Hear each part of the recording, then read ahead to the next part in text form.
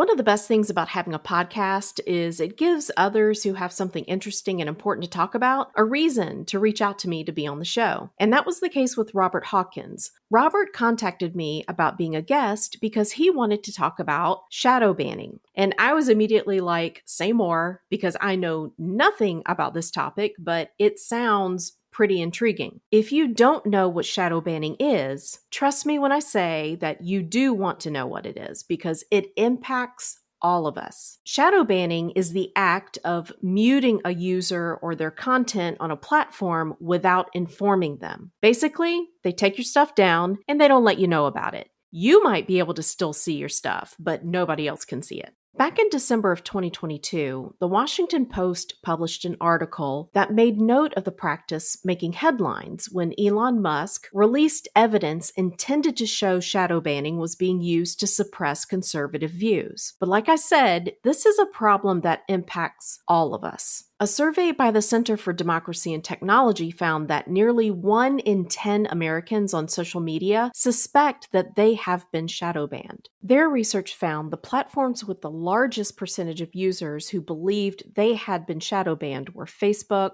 followed by Twitter, then Instagram, and then TikTok. According to their report, users most frequently believe that they have been shadow banned for their political views or their positions on social issues. And as a conservative, this totally makes sense to me. As a matter of fact, the survey found that among the users who believed they had been shadow banned, they were disproportionately Republican. The survey also noted that other groups that were disproportionately affected included males, Hispanics, and those whose gender identity don't match with their biological sex.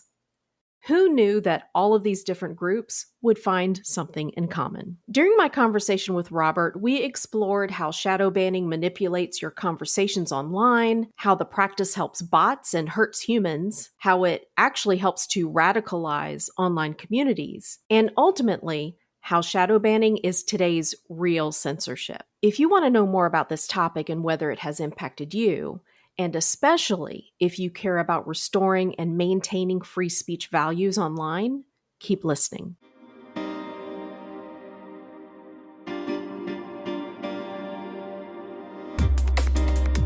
Welcome to the Communication 24/7 podcast, where we communicate about how we communicate.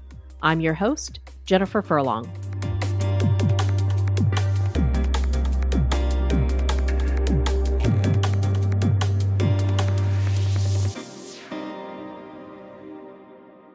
Hi, everybody. This is Jen Furlong, host of the Communication 24/7 podcast, where we communicate about how we communicate.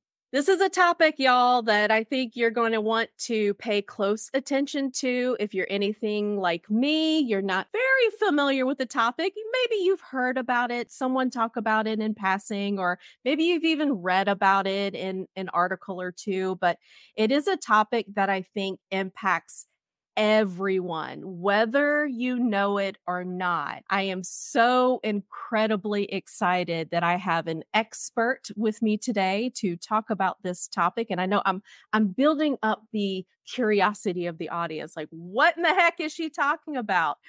So let me explain who my guest is, and then we will dive right into this topic. Like I said, pay close attention. This is something that's going to impact everyone.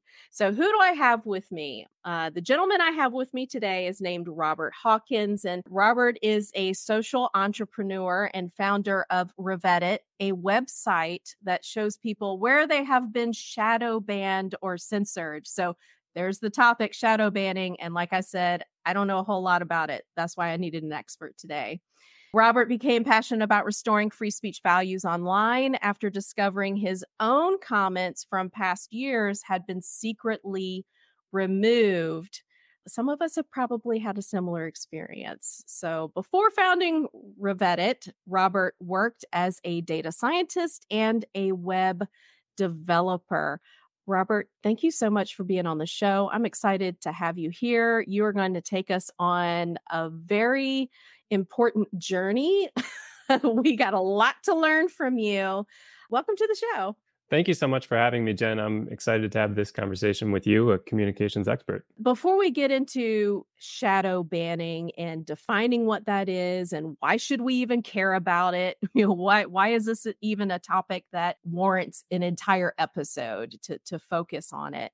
Can you tell us a little bit more about your journey and what was it that it just kind of triggered something in you and you're like, you know what, I need to do something about this? That's a great opening question. I think just going back to, well, I was educated in computer science. So I had a bachelor's in computer science and I worked as a programmer in the US for several years. And I had a friend who had moved to East Asia and I went to visit him and ultimately ended up in Taiwan where I lived and actually met my wife there. And I lived there for the last 10 years until I moved back recently. But during that time period, I was kind of a digital nomad. And so I would rely on internet sources for my learning and for social interaction with other programmers and things like that. And maybe spending a little bit too much time online commenting about political topics. And several years into this, my wife became pregnant, and I needed some stronger work to put on my resume before we came back to the U.S. And I was looking at the Reddit. Reddit is a website, a social media platform. Your listeners probably have come across it maybe by looking for information about a particular product. It's got huge comment sections that can be up to anywhere from 100 comments to 20,000 comments on a single post. And so I was looking at Reddit data and noticed that in one view, one of my own old comments showed up for me, but in the other view, it had been removed. But I knew that when I was logged in, that I could still see that comment. So I was shocked to discover the removal, and I realized what was going on, which was that all comment removals on that platform are what I would call shadow banned or shadow removals. Mm-hmm. And so that really shocked me. And I didn't plan for this to be a 6-year project. I thought this was going to be a 2-week project. I thought, oh, I kind of know how to address this. I can throw up some JavaScript and like a web extension or a website and compare these two views and show people where their own comments are getting removed that they don't know about. And then I'll share that on Reddit, and other people will share it and they will vote it up, and everybody will know, and then problem solved. The platform will be induced to change. Well, that didn't happen at all. What tended to happen was I would share the site in a particular subforum on Reddit, and the moderators there would remove it because that was oversight into their work.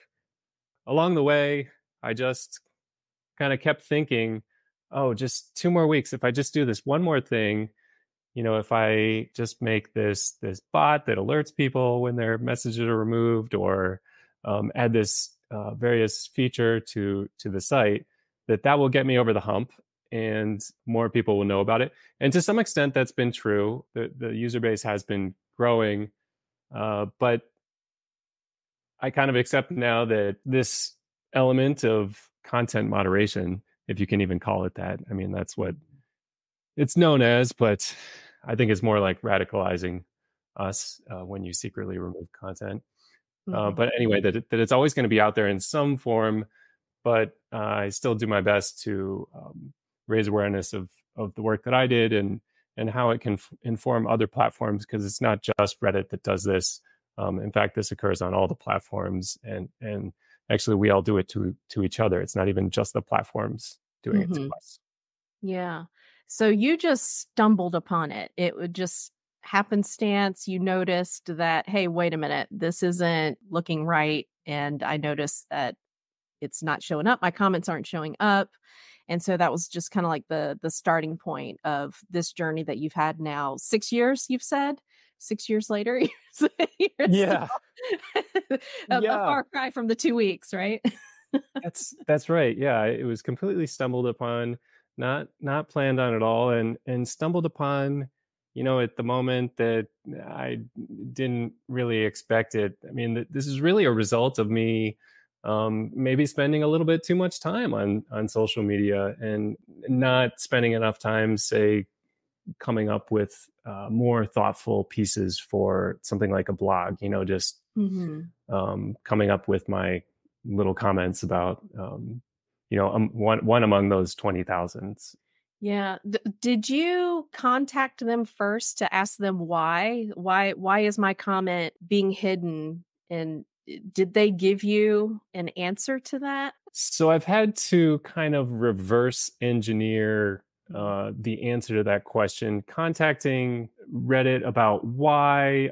Yes, I've had some interactions with some administrators where they'll use the language, oh, sometimes it's best to just quietly remove something.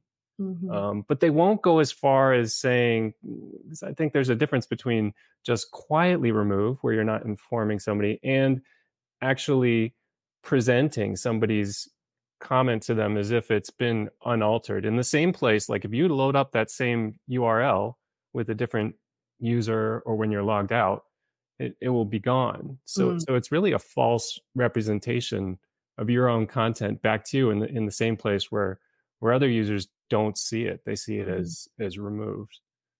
So I've had some interactions with administrators where they use that kind of language.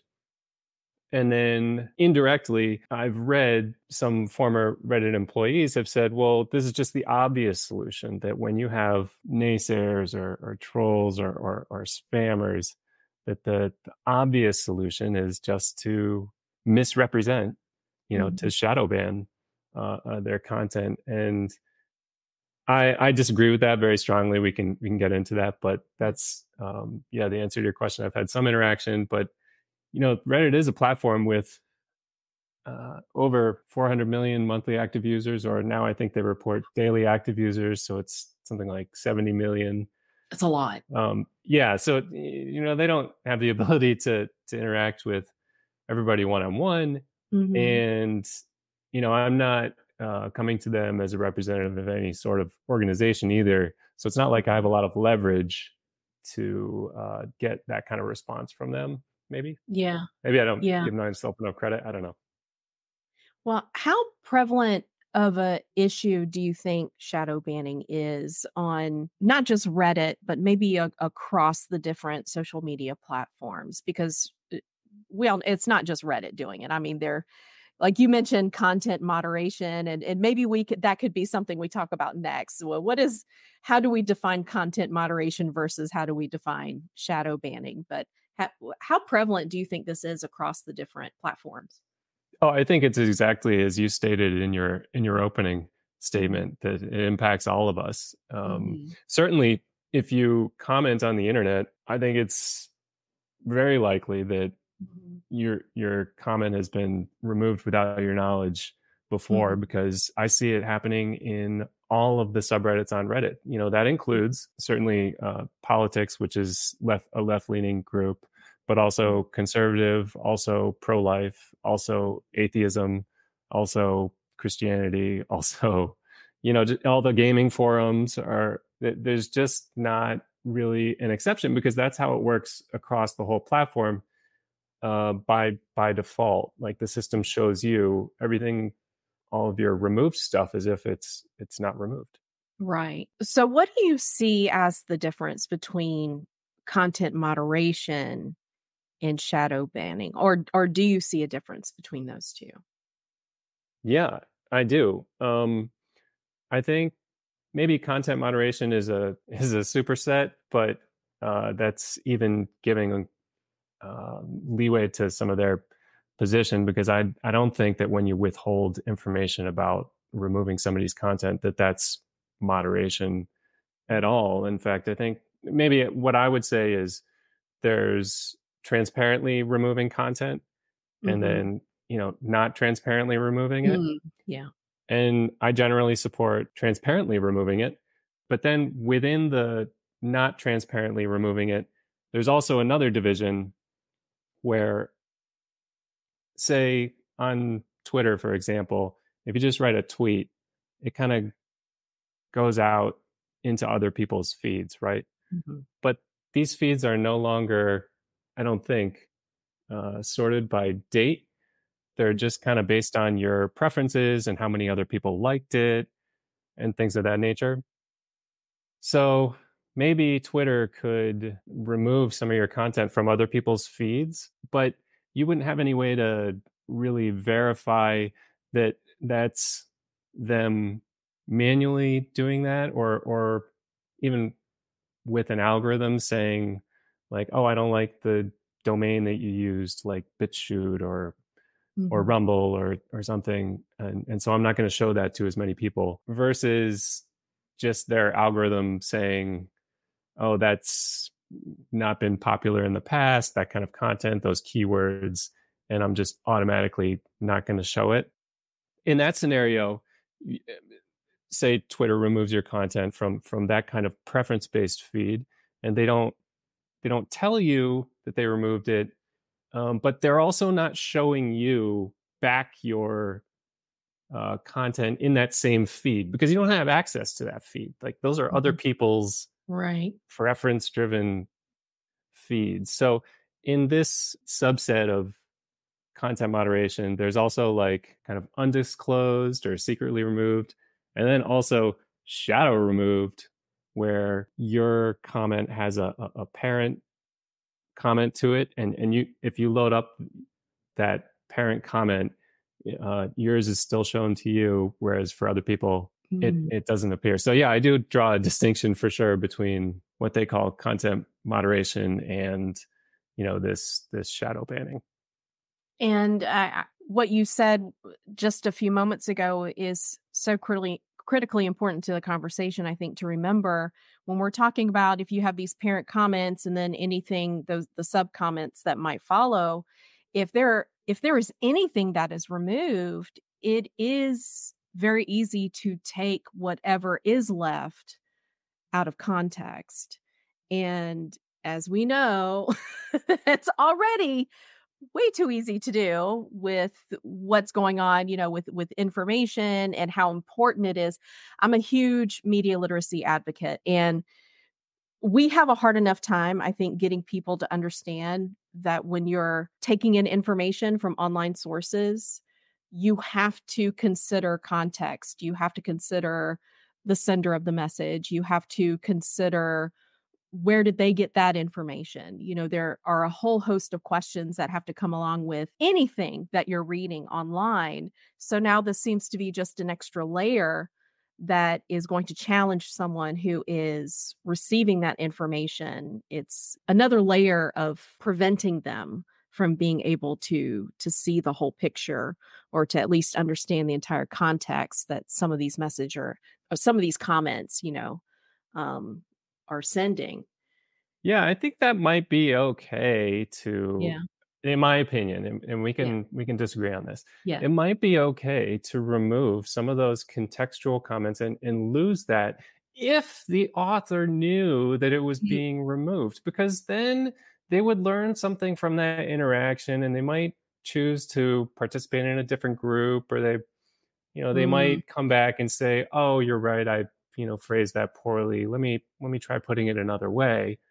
yeah. Also gives them a chance to learn the rules, so you get a chance to learn the rules or move to another forum. But again, when that's done without the author of that removed comments knowledge, Yeah. they're not going to think to move to another forum, and they're not going to learn the rules. Right. I'm kind of muddied with how I feel about topics like this, especially when we start getting into the area of free speech and how does this impact, what at what point does the First Amendment actually cover this? And at what point does it not cover it? There seems to be a whole lot of information swirling about. People have different ideas of what the First Amendment should cover and what it should not cover, especially when we're talking about the online space, and social media. What is your take on the connection to our First Amendment rights in what you're seeing in terms of shadow banning and even content moderation? Do you think companies have a right to say, look, this is a private company, and if we don't like what you have to say, we don't have to allow you that space to say it. Or well, I'm just curious as to what your opinion is on that. Let's take a time out for some recommended reading. Check out the book, The Conservative Gene, How Genetics Shape the Complex Morality of Conservatives by my guest, Mike Anderson, where he describes the influence of genetics on the moral behavior of those on the right of the political spectrum. Conservatives possess a morality unique from liberals and progressives who seek to discard tradition and make rapid societal changes. Conservatives view rapid change as dangerous because it causes cultural disruption and involves the pursuit of impractical ideas. Conservatives value tradition and advocate a careful adoption of change based on maintaining the institutions that protect society against chaos. Institutions such as family, social community, religious community, and respect for one's country. The Conservative Gene, How Genetics Shape the Complex Morality of Conservatives, will familiarize you with how conservatives think and what motivates them. Get your copy today at communication247.com/podcast. That's www.communication247.com/podcast. I love this question because I've been researching how this has come up in some court cases recently, and I've also changed my mind about it. Yeah. So yeah. I go back and forth. Yeah, I've gone back and forth, literally gone back and forth, because, like I said, when I started this project, I thought it would go viral on its own. And then I thought, as I added features, that a story would be written about it on its own. And then when I started to have to write that story myself and like reach out to journalists and try to connect with them, my knee-jerk response, I guess I think of it now, was, well, the government should fix this. We should write legislation that makes this illegal. And as I dove into that, I started to learn more about the history of free speech. Now, I will admit, I'm an egotistical American, and I thought being born American made me an expert in this topic. Right. But again, little did I know. And I learned a lot about how really free speech has always been under attack. And even from our representatives who, on both the right and the left, may write laws that run into it or would abridge it if they were permitted. And then more recently, I've been reading about the net choice cases, which dealt with the legislation coming out of Florida and Texas. And without getting too into it, I think there is a question there about whether or not misrepresenting the status of your content to you is legal, even under our existing laws. I don't know exactly where it would fall or how it should be enforced. I recently finished a book, what's called The Administrative State, which is concerned about the consolidation of power within the executive branch. So yeah, I would be concerned about handing that off to like an agency to come up with new rules and to enforce it, because that just seems like adding to the administrative state problem. I mean, I could share my understanding of some free speech case law. Like there is a case about a parade in Boston in, I think, the 90s, where one group was excluded, and the Supreme Court said, oh, that you're allowed to exclude. It was a LGB group, actually. And the court said you're allowed to exclude this group from an Irish Day parade on the basis that the other multifarious voices are the ones that are being represented. And I heard this argument being made as being supportive of shadow banning, in the sense that you as a private entity are permitted to exclude whatever you want. But I don't think that in that case, which is known as Hurley, that the court would have thought to consider, well, what if the would-be parade participant didn't know that they were rejected? Okay. But in fact, they did know, right? They took the case all the way to the Supreme Court. Right. And they sent a big message there. And So that there, I think there is difference. But if somebody were to write legislation that, say, banned shadow banning, as I define it, this misrepresenting of your content, and it went, up through the courts, there are probably many other arguments that lawyers on the big tech side would come up with to defend the practice. I hope that conversation happens. I think it's one that I always wanted to get started. I didn't imagine it having to happen in the legal context. I think of this more of as a cultural issue where the kind of desire to control is just a weakness that we all have. Yeah. Well, it is absolutely something that I know, speaking in conservative circles, it absolutely has been a concern, and it's been a vocal concern. I'm sure you've read about it and heard about it, conservatives saying that for a while now, conservative voices have been restricted on certain online platforms. And while it has, as far as I know, now I don't know with this whole shadow banning thing, maybe it has happened to me. I don't know. I haven't really looked for it, but as far as I know, it hasn't happened to me when I've expressed my opinions about certain topics. But I do know it is something that, has happened to many of my conservative colleagues, on the right. In the research that you have done, have you found there to be an imbalance of voices that are targeted to be censored online and in different platforms? Or do you think it's kind of it, it's really hard to make that assessment because you have to make like a quality judgment about, how important was this comment versus that comment, or you have to make a subjective assessment of whether a given comment was left or right. And some people have said, well, you should do research on that and just insert your subjective assessment. I would be happy to do that if somebody paid me to do it. Right. But just in my own time, it seems quite challenging. And I don't have the quotes in front of me, but I think there are several free speech luminaries who've said things like, any abridging of free speech, even the censorship of a single comment ought to be enough to make your hair stand on end.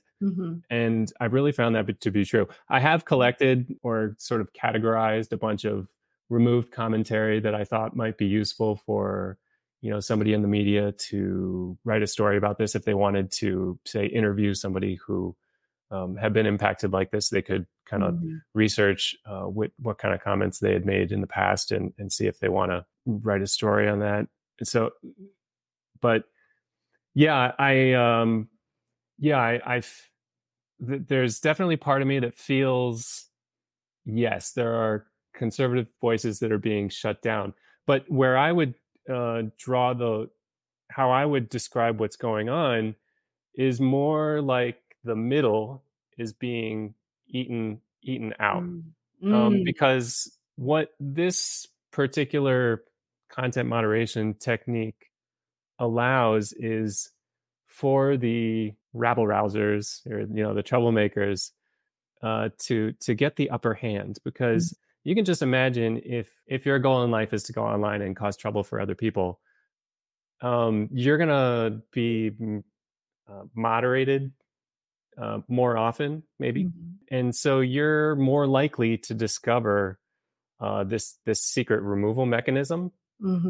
And then you're more likely to become somebody who takes advantage of it, start your own forum, and then does the same thing to other people. So often the platforms and even legislation in Europe will keep an exception for secretly removing spam. And when you and I hear spam, we think of bots, like automation.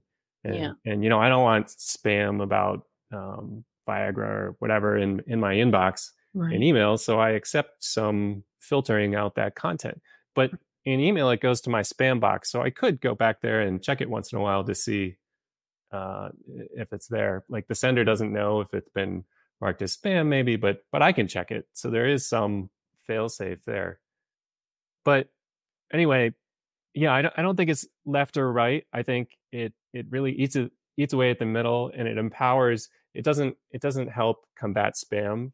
Hmm. It's helpful to the spammers to have this secret mechanism that fools humans, because secrecy does not fool bots. You know, we all know you have to fill out those annoying captchas sometimes to sign up for an account or visit a Yeah. web page. That's the thing that fools bots. The secretly removing stuff, I can tell you as a software engineer, it takes half a second for a bot to look up a web page as if it's another user or as if it's logged out. Whereas, you know, I've got thousands of comments from people who will go a year, 5 years, a decade without learning that this is how much of their content has been removed from Mm, Reddit, for example. right.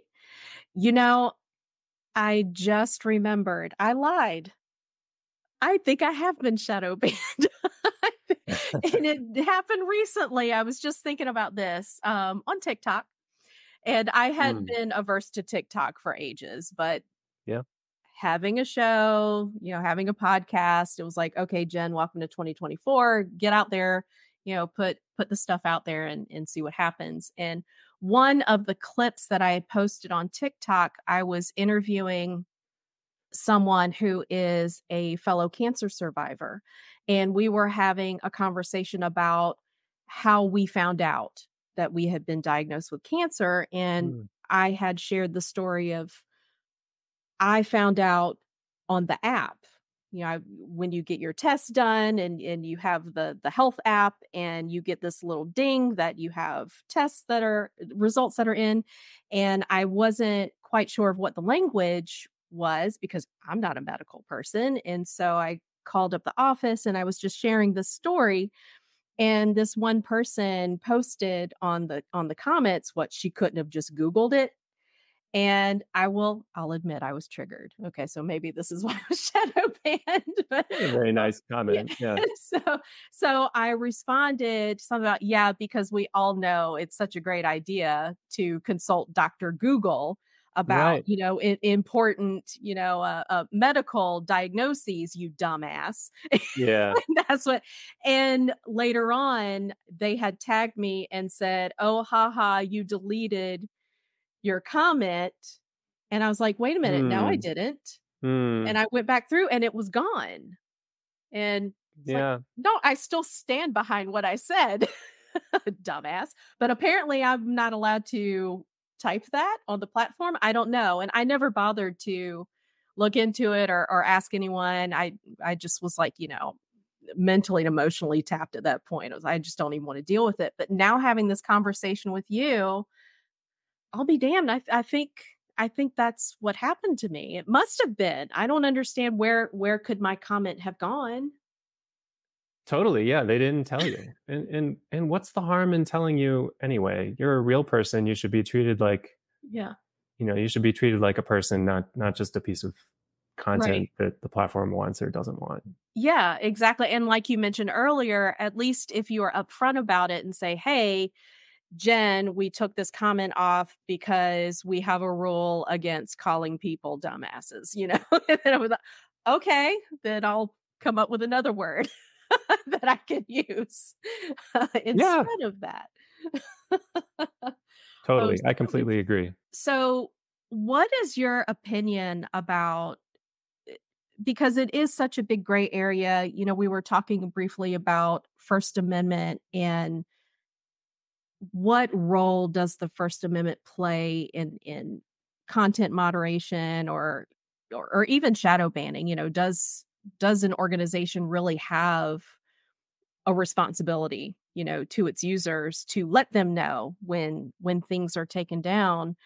Um, do you think the government should have a role in getting into the private industry, private organizations, and getting into the business of making those types of decisions?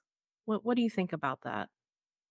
At this point, I would say mostly no. Yeah. The more I learn about that kind of option and the potential implications, the more nervous I get about, Yeah. kind of these entities sort of becoming part of like another arm of the executive or Right. Yeah. something, or just part of the government is scary enough.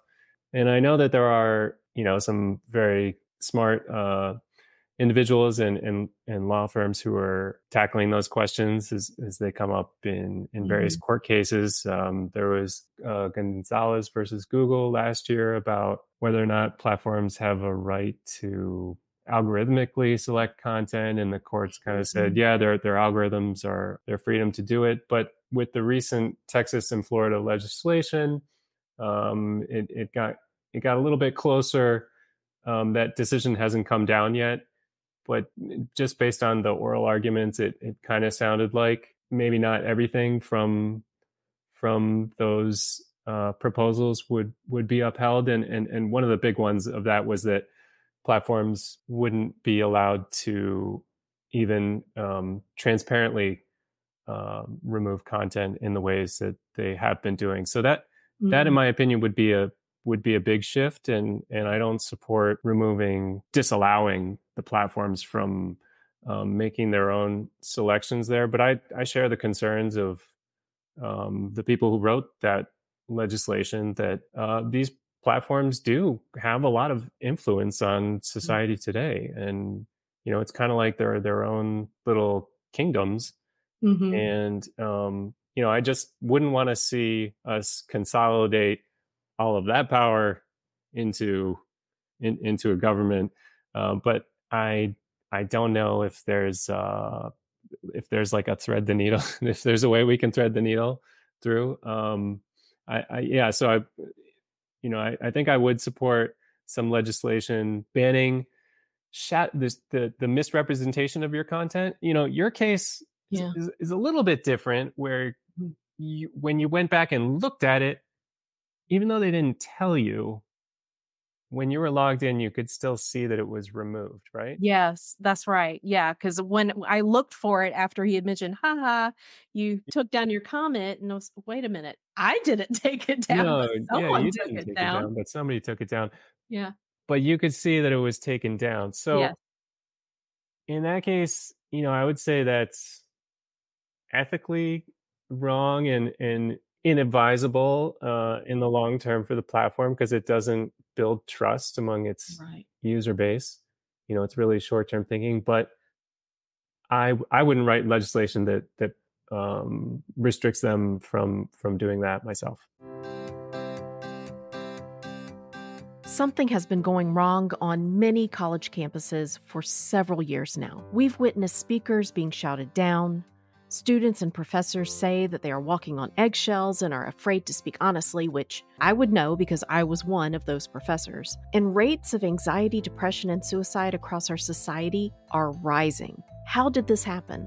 If you want to explore serious answers to this important question, I highly recommend you read The Coddling of the American Mind by Greg Lukianoff and Jonathan Haidt. In this book, they explore critical changes in childhood, such as the rise of fearful parenting, the decline of unsupervised child-directed play, and the new world of social media that has engulfed teenagers in the last decade. They examine changes on campus, including the corporatization of universities and the emergence of new ideas about identity and justice. They situate the conflicts on campus within the context of America's rapidly rising political polarization and dysfunction. This is a book for anyone who is confused by what's happening on college campuses today, or has children, or is concerned about the growing inability of Americans to live and work and cooperate across party lines. Get your copy of The Coddling of the American Mind today at communication247.com/podcast. That's www.communication247.com/podcast. Yeah, yeah. I think that's the challenge when we start getting into these types of conversations. I was listening to a podcast from the Dispatch. It's one of their podcasts is called Advisory Opinions. And I like listening to it because it's from a legal standpoint, and they have, Hmm. lawyers on there that actually talk about the legal side of of this topic that we're talking about, and they were discussing the First Amendment and how it may or may not apply to exactly what we're talking about, with private organizations. And the reason I go back and forth so much, I have been for the longest time a free speech absolutist. I'm like, you know what? You just say what you got to say. I don't think anybody should take it down. Deal with it. At least we all know what you're thinking, right? And then I transition just a little bit quasi free speech absolutist, except for when it's obviously fake information. I think that we do a lot of harm with allowing blatantly false information, to proliferate out there. But then as I was listening to this podcast the other day, there was a part of it that I'd never considered. If the private organization is one that is partially funded with public dollars. I think that's the key there, with the First Amendment. Clearly, if it's a government organization, government funded organization, whether it's a nonprofit or a state university, for example, that's why the free speech laws are so much they're adhered to, much more strictly rather than a private organization. But if you are a huge organization like Microsoft, for example, and you do receive government grants or some type of government funding, at what point does that now bring you into the publicly funded organization realm? And then at that point, the rights shift, as far as free speech and how free speech is, I guess, quote, governed, on these different platforms. That was a part of it that I had never thought about before. And so I find myself shifting once more. I haven't given it enough consideration myself either. A lot of us just don't know how much money these services are getting for the government. I believe that they do receive some funding for doing work to respond to requests for, information from security services. How much of their bottom line is that? And I think there's unquestionably entanglement between government and platforms. We see that coming up in the Murphy versus Missouri case, which is alleging federal government has bridged free speech through their communications with platforms, and I find that completely compelling. Yeah. So, be watching that case, and also the House Judiciary Committee's weaponization of the federal government. Watching that closely to see what comes out. Yeah. And to anyone who's wondering, well, what's the big deal? What's the problem with that? It's kind of like what Robert was saying earlier. When you start getting the federal government legislating and getting involved, I don't like to use the word slippery slope because I know that's a logical fallacy, a slippery slope. At the same time, I think there is cause for concern when you do have a branch of government that is influencing that type of power over what is allowed to be said, who is allowed to say it, and who are going to be the ones to monitor these things and then make those decisions at the same time, especially if it's coming from government legislation. It's definitely a concern I think all of us need to continue to pay attention to. I do want to transition. Tell me about your platform. You created Revetted as a response to your experience with the shadow banning. Tell us a little bit more about the platform and what is it that we as normal everyday users could expect from the platform? How do we use it? So on the homepage, it's got a little box where you can enter a username. Mm-hmm. So if you have a Reddit account, you can type in your username and look up all of your secretly removed comments in the past. If you wanted to test this out and see for yourself what I'm talking about, I set up a little group called Can't Say Anything. So you could create a Reddit account in a couple of minutes and go to that group and write a comment, and you'll see that after you write it, you won't receive any sort of notification. It'll still look to you like it's there, but if you log out and look at it, it won't exist. Mm-hmm. Another thing that's on the homepage of the site is some testimonials from other users who discover after years of using the site that comments they've written in the past have been removed that they didn't know about. I can share a few of those with you if you like. Yeah, absolutely. Yeah. So one person says, yeah, one person says, now that is interesting. How can they justify removing comments while making it appear to the user that the comments are still there? Further, no reasons are given at all. Another user writes, oh my God, there was a thread where somebody insisted that the police in Europe had not been enforcing COVID restrictions using violence. I posted several videos and news articles showing otherwise. No one ever replied to it. Now I know why. And I list, like 50 of those on the page, but there are a few times where my site has come up in comments or has been allowed to stay live for a few hours, and you'll just get thousands of these comments from users who didn't know they're being moderated. Yeah, so I've tried to share it on Reddit. That's been difficult. Another way you can sort of access, and another way you can access my content is by going to removednews.com, which is a newsletter where I try to write for an audience who might not be using Reddit. So, I try to point out that this secret removal mechanism is different from transparent content moderation. I think a lot of the discussion around content moderation today has been focused mostly on what content is getting removed. Right. And there are folks on the left also who are concerned about that, ethnic minorities or other types of content. And really the net impact is that shadow banning lets platforms manipulate the apparent consensus. Okay. Yeah. And, it also hurts politicians' ability to, I think, accurately understand and inform their constituents. Another thing I write about is that it's not effective against bots who can easily detect it. It hurts humans the most. And, I think it's inherently divisive, more likely to hurt good faith mediators, who don't think to check for the secret removals on these platforms that are otherwise trusted.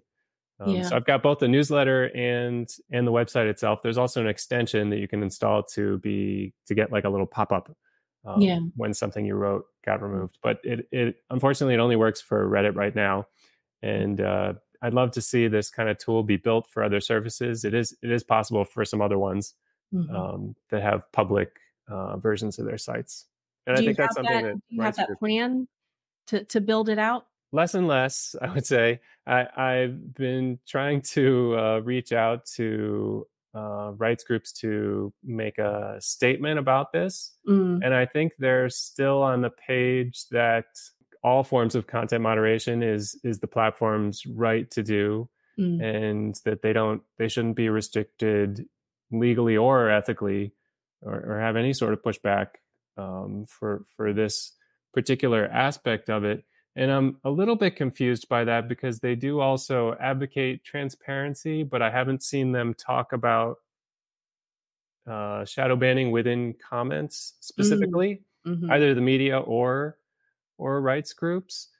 But I'm trying to connect with them and trying to keep an open mind about possibly building more tooling for this. It has been a long time, and I may need to focus more on, now that I'm back in the US, just getting a full-time job so I can support my family, because the donations for doing things like open source software like this are, can be difficult to generate.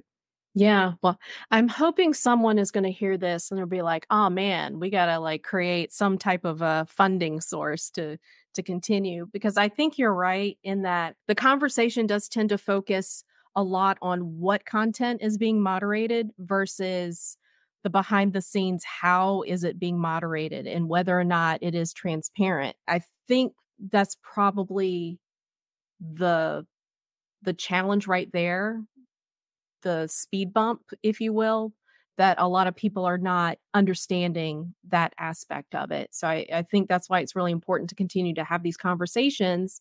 Like I said earlier, I had no idea what this was, and now it's getting me thinking about how it can have a profound impact on our communication and our perception and how we understand the topics that we're discussing and how we understand the world around us. It can have a huge impact on that. And the transparency of it is a big question. So I do hope that at some point, either you get some funding or some support to be able to expand that. One question I do have regarding if someone goes to your website and they do want to use your platform to do some research into whether or not they've been shadow banned on Reddit, once they find the information that they're looking for, what's the next step? Like if they truly if they agree with you, look, this is a problem and I'm not really appreciating the fact that this is being done behind my back and, at least let me know what in the world is going on. What is the next step to that? What is it that we can do in order to gain some momentum in this movement that you're trying to create? I would say reach out to your favorite podcast hosts, your favorite columnist or tech reporter, and ask them to do a story on it. Say, hey, I was shadow banned and I wasn't being a jerk online. Or maybe I was, but I deserve to know Even if about it at least so that I can, grow and learn, which is, I think a human right. Right. So reach out to people who are good communicators and encourage them to do a story on it would be my advice. Okay, that's a fantastic idea. Is there any particular aspect of this topic that you feel is really important to touch on at this point that maybe we have not had an opportunity to talk about just yet? I would say just if you do speak up about this practice and you get some pushback, don't just buy what somebody tells you is a good reason for doing it. Don't buy the line that this defeats spam. It doesn't. Don't buy the line that it defeats trolls or people with malintent online. It doesn't. And if you're not able to convince one person, that, that's okay. Don't give up on the topic because, we do get sucked into, I think, these arguments about what should be allowed to stay online. And, maybe some of it can be taken down, but at the very least, we should know that it's being taken down. One of the problems with disagreeing about or focusing on what is getting removed online is, you're sorry, I just lost my train of thought. I think we are at the end of the hour. Focusing on what we know is being removed online. I think that's one of the challenges. If that's what we're focusing. Because you assume that that what is being removed, but you don't know what you don't know. And I'm not even saying, like, when I say that, I don't know all the stuff that's being removed. We don't know what we don't know. Probably so many good ideas from people out there or that would change our way of thinking about the world such that when I go out and interact with you in public that, I would already understand that you have that viewpoint. But I think a lot of the times what may be happening when we are just looking at this sort of narrow portal that we imagine is all encompassing, like we have access to all the information. Actually, it's very filtered and in ways that we don't understand that's being filtered. So when we go out and interact with each other in the real world, we're caught unprepared, and it leads to, like shouting matches in schools and or potentially even worse. So I think that was very well said. I think that's the key right there to remember for anyone who is still asking that question, that the so what question. Like you just said, it's being filtered in ways that we don't even know how it's being filtered. And that right there is preventing you from having a full picture, from having a full understanding of a lot of the topics that are being discussed online. For me, that's it. Like, that's all I need to know. Because I want to know. I don't want anybody filtering anything for me. Let me look through it myself, and then I'm going to make my decision based on the information that's in front of me. But if I can't trust that all the information is in front of me, that's really doing me and everyone else a disservice at the same time. And you deserve that. You're a person. Everybody deserves to be treated like people. Yeah. So thanks so much for having me on, Jen. I really appreciate you taking the chance on this topic that you didn't know anything about. Oh, absolutely. I'm so glad we did. Now I know a little bit more about this topic. So, and I think this is going to get a lot more people talking about it as well, which is the important thing.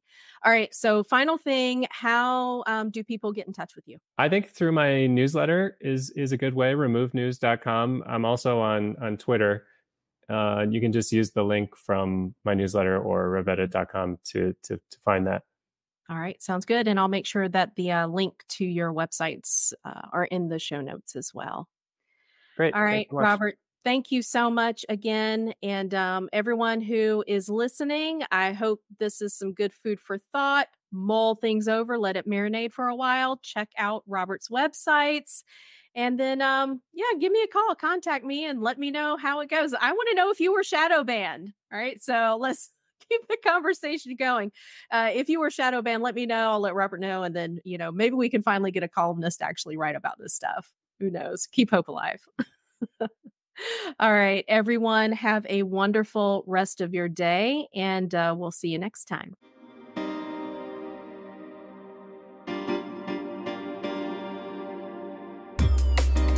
Thanks for listening. If you enjoyed this episode and you'd like to help support the podcast, please share it with others, post about it on social media, or leave a rating and a review.